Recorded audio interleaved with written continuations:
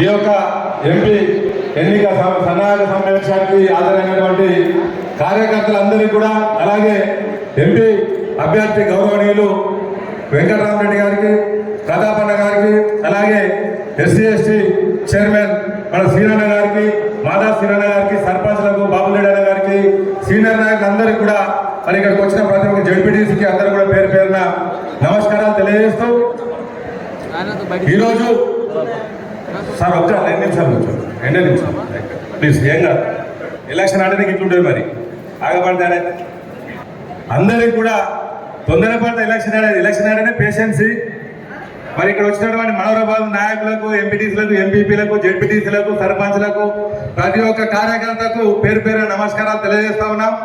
ఎందుకంటే 10 సంవత్సరాల నుంచి మనకు ఎలాంటి లోటు లేకుండా, ఎలాంటి ఇబ్బందులు లేకుండా తెలంగాణ వచ్చిన తర్వాత మన ప్రజలకు ఏదేదైతే అవసరం ఉందో ప్రతి ఒక్క మినిమం నీడ్స్ ను కేసీఆర్ గారు ప్రొవైడ్ చేసి మనందరినీ కన్నబిడ్డలాగా పార్షాలిటీ లేకుండా చూసుకున్నాడు. ఒక ఎమ్మెల్యే 3 సార్లు గెలిపించినాము, మాకు ముందుకు ఎందుకు వస్తలేవు? నీ దగ్గరకు వచ్చినా నీ పర్మిషన్ తీసుకుంటే ఎవరు ఇయ్యరు. కనీసం ఒక డబుల్ బెడ్రూమ్ ఇయ్యండి ఎందుకు సార్? మా గజ్వేల్లో నన్ను బాగా ఉచ్చుకొని మనకి ఏ పార్టీ కూడా బీజేపీ అని, కాంగ్రెస్ అని, టీఆర్ఎస్ అని వేరియేషన్ లేకుండా అందరూ నా బిడ్డలే, తెలంగాణ బిడ్డలే అనే ఉద్దేశంతో మనల్ని అందరినీ పరిపాలించిన కేసీఆర్ గారికి, ఈ పార్టీకి ఇప్పుడు కష్టం వచ్చింది. आज हम पार्टी के लिए क्या क्या नहीं करे, कितने लोग जान गंवा दिए, कितने लोग कुर्बानी दिए, इस पार्टी के लिए क्या क्या नहीं करे। सुबह से लेकर शाम तक भूखे पेट प्यासे रहकर इस पार्टी के लिए काम करे, इस झंडे को संभाल के रखे, ये झंडा गिरने नहीं दिए।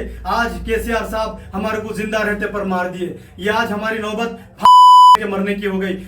మన పార్టీ కష్టంలో ఉన్నప్పుడు కొంతమంది ద్రోహులు, ఇంటి దొంగలు, బయట దొంగలు పార్టీ మనకు అధికారం పోగానే పార్టీ కష్టకాలంలో ఉందని చూడకుండా కూడా ఇమీడియట్ గా పార్టీని కష్టంలోకి నెట్టే ద్రోహులను మళ్ళీ పార్టీలోకి చేర్చుకోవద్దని ఈ సందర్భంగా తెలియజేస్తా ఉన్నాను. ఓ మాదరు కేసీఆర్ మాదరు బొందలగడ్డంత నీవు కబ్జలంత వేడికి.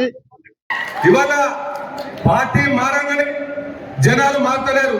కేసీఆర్ గారు చేసినటువంటి ప్రతి పని ప్రతి గడపలో ఉంది, ప్రతి రైతుకు ఉంది, ప్రతి మహిళకు ఉంది. మాకు గొడ్డు షాకిరే గాని మాకు ఎవడు పట్టించుకుంటోడు లేడు.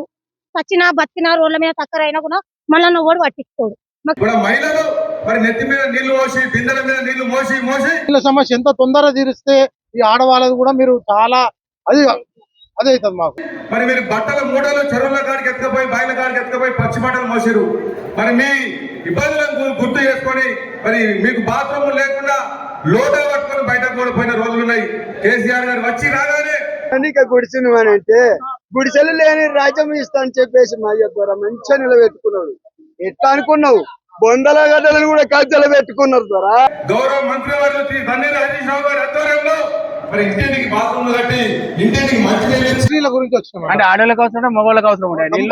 పిల్లలకు అందరికి మగవాళ్ళు అయితే ఇంటికి ఇద్దరు ఉన్నారు కదా, ఏం చేయాలి చేస్తలే? రోడ్ మీదకి వచ్చి కావాలంటే బిందెలు నెత్తి మీద పెట్టుకుని ఊరంతా తిరిగితే నీళ్ళు వస్తాయి. ఆ తల్లి 24 గంటల కరెంట్ ఇచ్చి, సీసీ రోడ్ ఇచ్చి, రైతు బంధు ఇచ్చి, రైతు బీమా ఇచ్చి, మరి రైతన్నలకు సారి ముబారక్ ఇచ్చి, కళ్యాణ లక్ష్మి అదే ఇస్తామనేది నీకు ఇస్తా తమ్ముడా, రాసిస్తా తమ్ముడా, హైదరాబాద్ నడిబొడ్డు చార్మినార్ గడ్డమేనా నీకు రాసిస్తా తమ్ముడా అన్నట్టు పాట కవితలు రాసిన 20 సీతారామ శాస్త్రి కాదు. ఆ మాటలు దాచినాయి గాని మా గుడిసె చినిగిపోయిన పట్టకు కూడా 100 రూపాయలు పట్టుమని ఇచ్చిన దండుడు లేకపోయిండు సార్.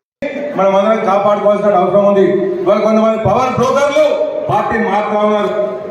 మొన్నటి వరకు డిసెంబర్ 9కి ముందు మన పార్టీకి, కాంగ్రెస్ పార్టీ కనీసం జెండా పట్టడం లేడు.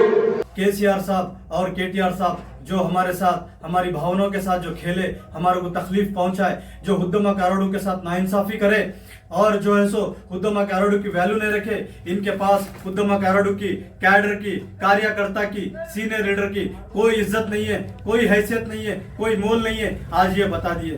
వాళ్ళ పవర్ రాగానే మరి వాళ్ళ మన కాన్స్టిట్యూన్సీలో కాంగ్రెస్ పార్టీ థర్డ్ ప్లేస్. ప్రజలు కాంగ్రెస్ పార్టీని కోరుకోలే, కాంగ్రెస్ నాయకత్వాన్ని కోరుకోలే. ఎన్ని ఎవరు కుయుక్తులు చేసినా కేసీఆర్ గారిని మళ్ళీ భారీ మెజార్టీతో గెలిపించిన ఘనత మన గజ్వేల్ ప్రజలకు ఉన్నది. కాబట్టి మీరందరూ కూడా, మనమందరం కూడా ఈ పార్టీని కాపాడుకోవాలి. ఇవాళ తూప్రాన్ మున్సిపాలిటీని తీసుకున్నట్లయితే 50 సంవత్సరాల నుంచి కాని పనులను 50 సంవత్సరాల ముందుకు తీసుకుపోయినాం. ఎవరు కూడా 50 సంవత్సరాలు చేయనటువంటి పనులను మనం చేసి చూపించినాం.